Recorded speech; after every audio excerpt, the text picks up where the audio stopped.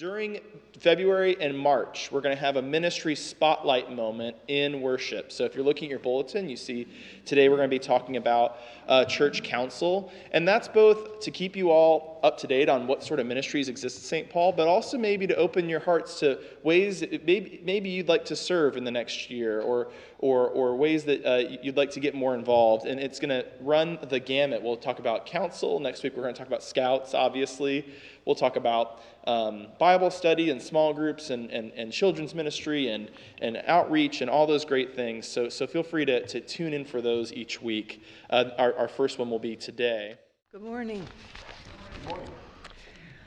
I wanted to take a very short time to talk to you just a little bit about the workings of St. Paul. The Church Council is our topic this morning. It is the administrative governing body of St. Paul. It makes the decisions, the best decisions we can, to help all of us become better disciples of God, to welcome in new disciples and help them in their journey of growth. Can give you the facts. We meet formally every 2 months for a little less than 2 hours. We are composed of the leaders of all of the standing committees: trustees, staff parish relations, finance, outreach, Christian education, worship.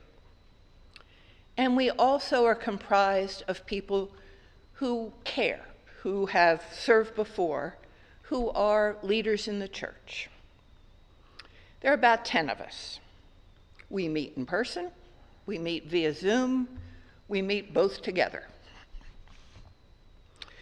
We continue our business via email, so we are somewhat able to move technology to our benefit and to make things happen that way. We manage a very small church operation with an army of volunteers and several part-time paid folks. We are supported by a conference, the Baltimore-Washington Conference for the United Methodist Church.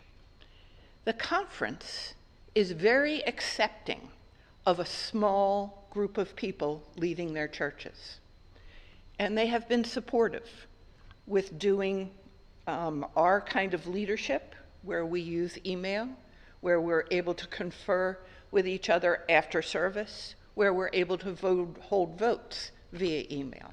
So they have been very supportive with this. They have offered a number of different models for governing the church. We oversee, discuss, and approve what the committee chairs bring to us. And we also take on new projects and guide them.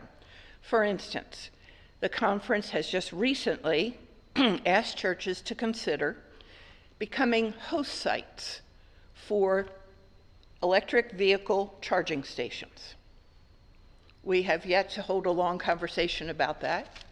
The conference is set up, like they did with cell towers, to have a company come in and install the charging stations.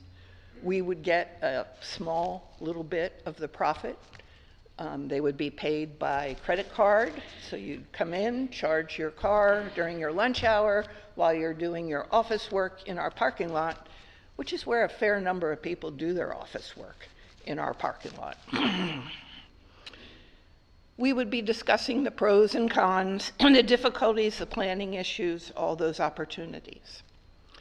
That's just one of many of the things that the council is asked to do. What I'm asking all of you to consider in today's topic and the topics that will come before you, each of the committees is going to speak before you in the weeks to come, is the ways that you might be able to step forward and engage yourself with these committees. Church can be just an hour of worship, or it can mean the building that serves the community and how to manage that. It can mean our outdoor space and how to better steward that through environmental problems. It can be the small group meetings where we can deepen our experiences and our faith and the faith of others around us.